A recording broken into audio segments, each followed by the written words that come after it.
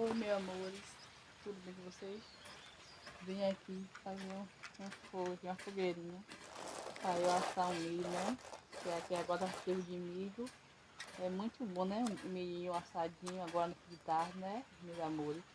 Gosto desse fogo aqui, eu não sei se o vento vai deixar, viu? Porque o vento aqui tá demais. Pega fogo. Ai, meu Deus.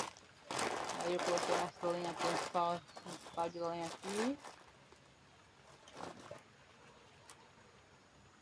Eu tô fazendo aqui o fogo até agora. Mas o vídeo não tá deixando dar aquela barulho não, viu?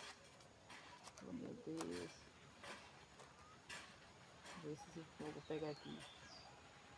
Viu, gente? Nós comemos milho assado. O milho assado é muito bom.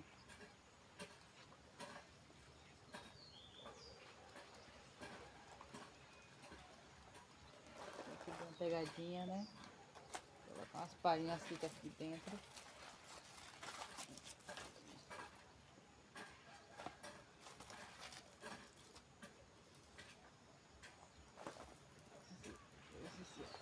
Ai, esse fogo pega aqui, gente, ó.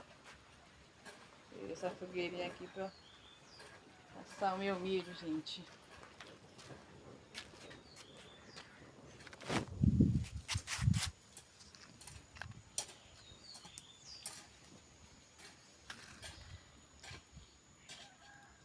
Por enquanto o fogo tá lá pegando, vem aqui nesses matos aqui, ver se eu acho uma lenha mais que fique com brasa.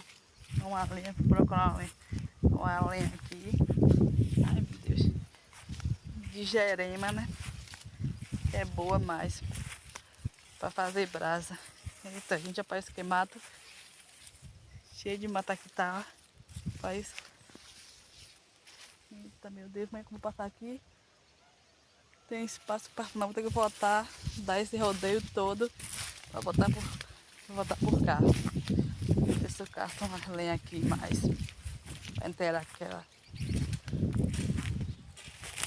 Ui, já vai eu caindo.